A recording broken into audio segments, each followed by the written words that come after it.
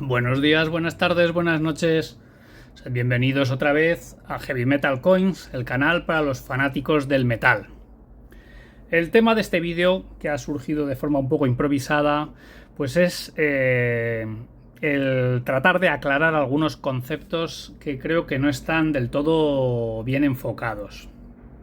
Bueno, yo ayer es que estaba viendo un vídeo, bueno, un directo del canal de Fabulis in Tempore de Rubén, que hablaba, entre otras cosas, pues como hablaba del anteproyecto de la Ley de Patrimonio Cultural Andaluz, pues estaba atendiendo, ¿no? Y bueno, pues es algo que a mí me resulta muy grato que se hable de...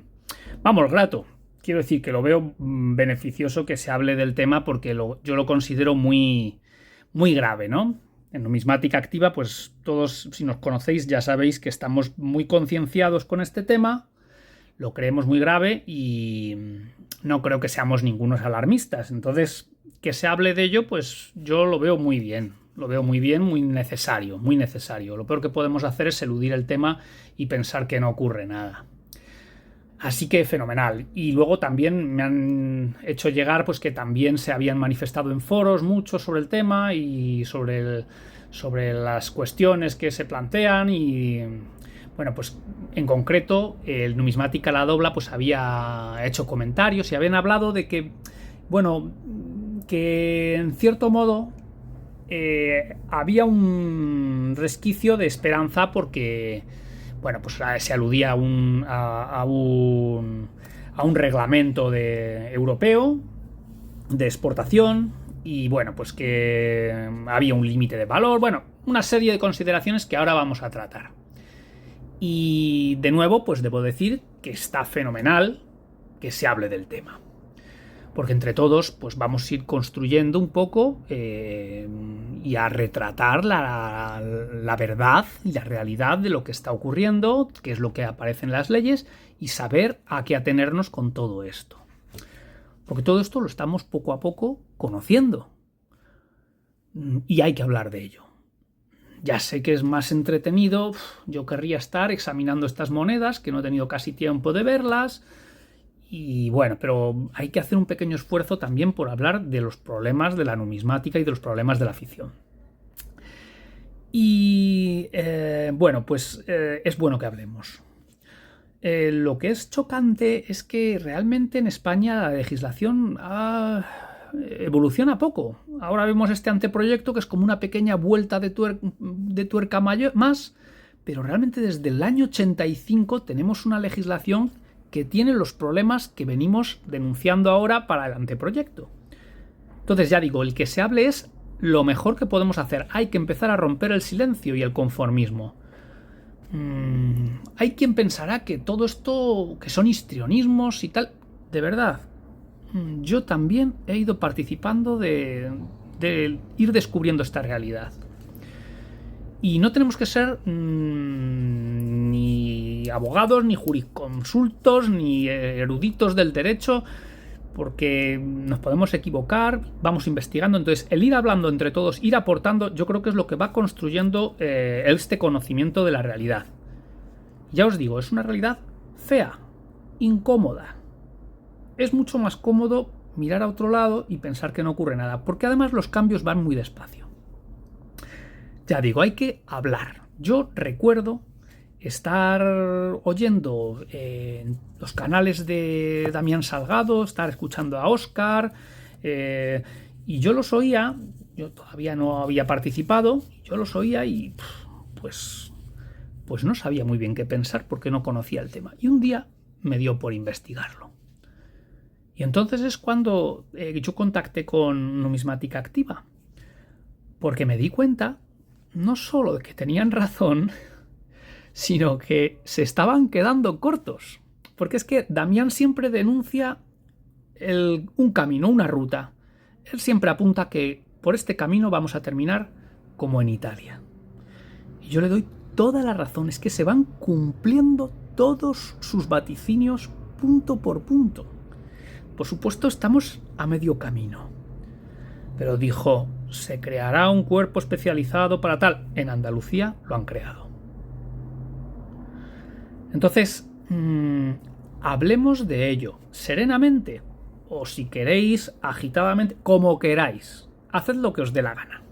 ¿Eh? Yo entiendo que además el lenguaje de YouTube es también muy provocativo. A veces, haced lo que os dé la gana, pero hablemos de ello. O sea, yo lo que más me disgusta de verdad es el silencio. El silencio ominoso que ha estado prevaleciendo todos estos años, porque yo llevo 15 años coleccionando monedas y nunca me he preocupado de esto. Hasta que recientemente he empezado a ver vídeos en internet y ya os digo, he contactado con estas personas, ¿eh? Que muchas veces se nos tilda, porque yo ya me incluyo, se nos tilda de alarmistas, de histéricos, y no es así, ¿eh? No es así, de verdad. Comprobadlo. Comprobadlo serenamente, pero está en los boletines oficiales. Bueno, y vamos a entrar a ver las cuestiones que quería aclarar. Quería aclarar varias cuestiones al hilo de lo que ayer se decía, ya digo, el compañero Rubén de Fabulis in Tempore y estos señores de la Dobla que aportaban. Y ya digo, personalmente lo veo muy beneficioso que se hagan aportaciones. Aunque yo voy ahora a refutarlas. Pero puedo estar equivocado o no, de verdad. O sea, entrad en el debate, entrad en el tema y no lo eludamos. Venga, vamos a verlo.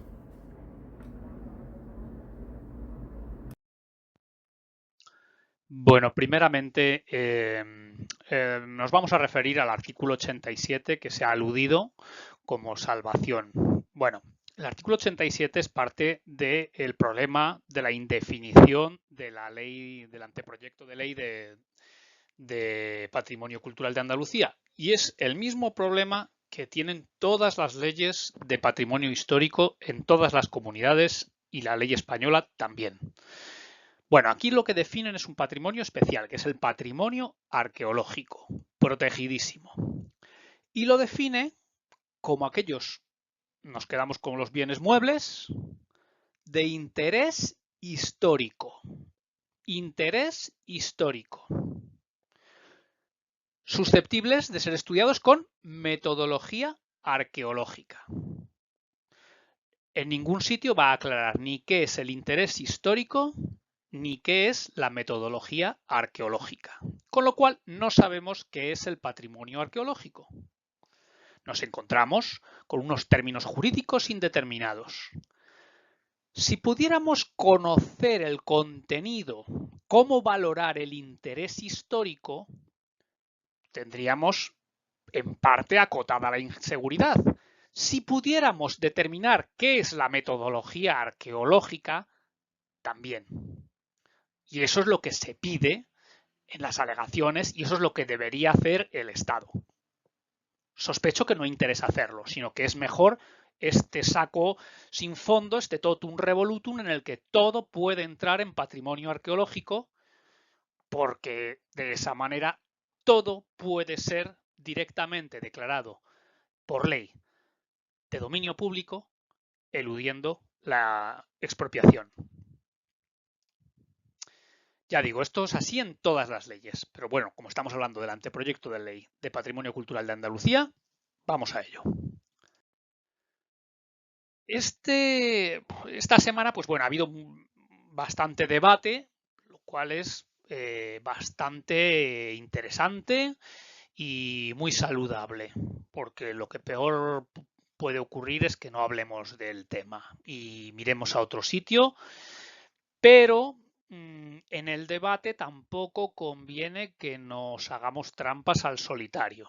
Entonces, ya digo,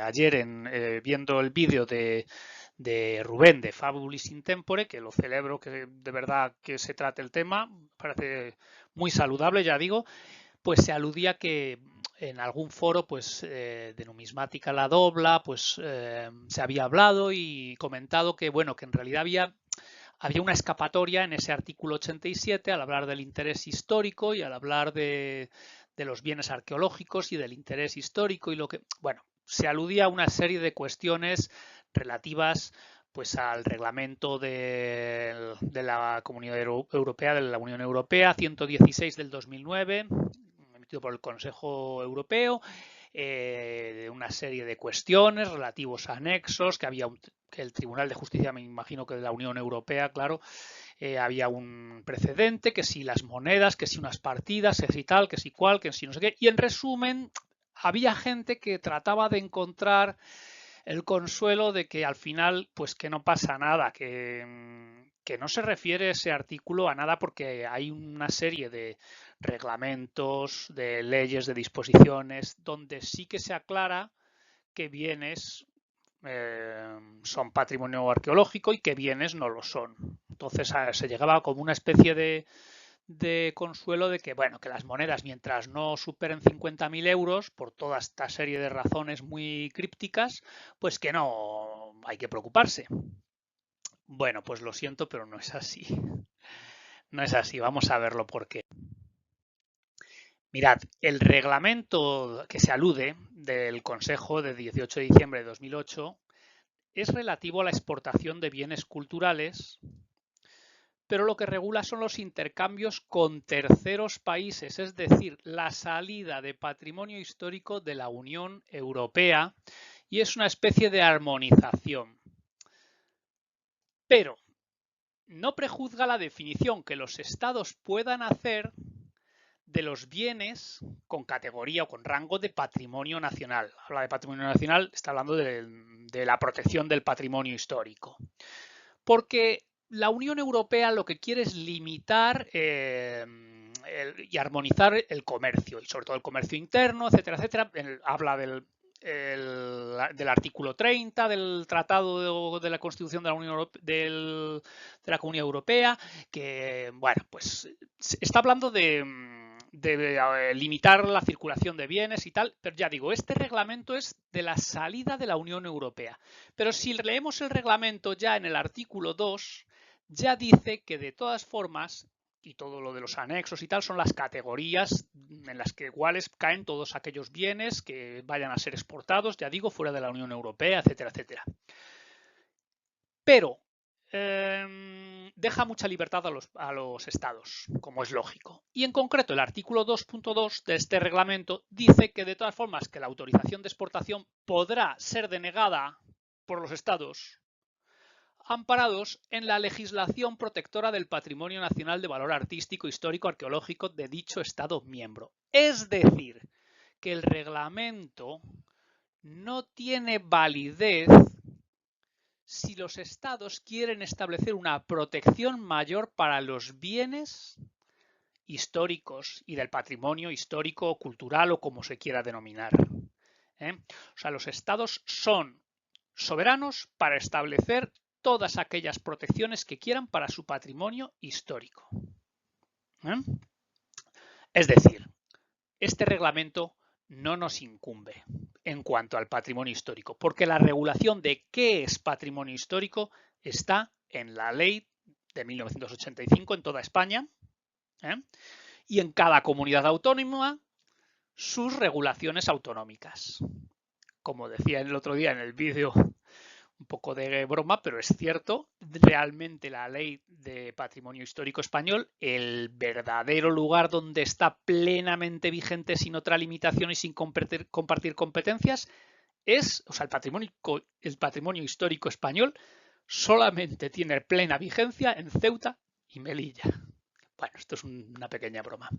Pero repito, no, el reglamento de la Unión Europea que se alude no tiene validez. Los estados son soberanos para establecer todas aquellas regulaciones que precisen o que crean conveniente y toda aquella protección que quieran para el patrimonio histórico. Así que volvemos otra vez a nuestro anteproyecto. No sabemos lo que es el patrimonio arqueológico, que es objeto de esta disposición adicional 14ª. No sabemos lo que es el patrimonio arqueológico porque se limita a referirnos a un interés histórico y a un método arqueológico. Pero no define en términos cuantitativos ni cualitativos en qué consiste ese interés. A esto aludía en la conferencia, en la convención esta de numismática de Pontevedra, aludía Juan Cayón con muchísima certeza, porque definir ese interés es algo que se debería hacer. Se puede hacer a la luz de muchísimos indicios, como los preámbulos de las leyes, efectivamente viendo el tratamiento que se da a la exportación. El otro día en otro vídeo o en las alegaciones lo menciono, que en España tú pides permiso de exportación de un bien histórico y tienes nada más que dos categorías para elegir: numismática y el resto. Y siendo tan importante eso, resulta que el patrimonio arqueológico no queda deslindado en ningún sitio, no queda definido, la numismática no se trata, ¿vale? Entonces, patrimonio arqueológico no sabemos lo que es. Y esto lo grave es lo que establece esta disposición, porque directamente nos dice que el patrimonio arqueológico es de dominio público. Y a mí me preguntas, oye, ¿y ese duro o esa de Alfonso XII, o esa moneda de los Reyes Católicos, o esa moneda de Obulco, son patrimonio arqueológico? Yo digo que no, pero pregúntale a quien ha redactado la ley. Y conocemos casos en los cuales se está entendiendo de esta manera. No queda claro. Entonces, corremos peligro de que sea dominio público, y es más, esa disposición adicional 14ª, en su punto segundo, dice que todo ese patrimonio a los museos. Y ya sabemos dónde va a ir a los museos, porque claro, esas ingentes cantidades de chatarra susceptibles de ser convertidas en dominio público, ¿qué van a hacer con ellas? Excepto que tengamos facturas o tengamos pruebas de que han sido adquiridas antes de 1985. Y repito, antes de 1985. Aunque yo tenga una factura de la moneda que he comprado esta tarde, no me vale. O de hace 2 años, no me vale. O de hace 10 años, no me vale. O de hace 30 años, no me vale. Han pasado 40 años. Señores, 40 años. Ya digo, no me lo invento, o sea, no es algo que quepa mucha interpretación, o sea, es la literalidad de la disposición 14ª. Leedla. Ahora si veis la ley actual, la que está ahora mismo en vigor, antes de la que preparan, es la disposición adicional, perdón, la disposición transitoria 4ª. En el anteproyecto, que yo creí que esto desaparecería, en el anteproyecto está en la disposición adicional 14ª. Falsos conceptos.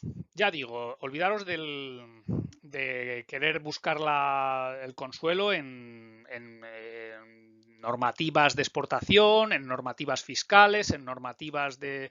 ¿Vale? O sea, por ahí también en algún momento yo encontré un montón de sitios donde se trata la numismática en particular y distingue entre arqueología, numismática. Todo eso habrá que contárselo al juez, pero no está en la ley. Entonces, falsos conceptos. Primero, lo de los 100 años. Lo de los 100 años no es una condición para que se considere interés histórico. Interés histórico puede tener un periódico de la semana pasada, en rigor. 100 años solamente es un límite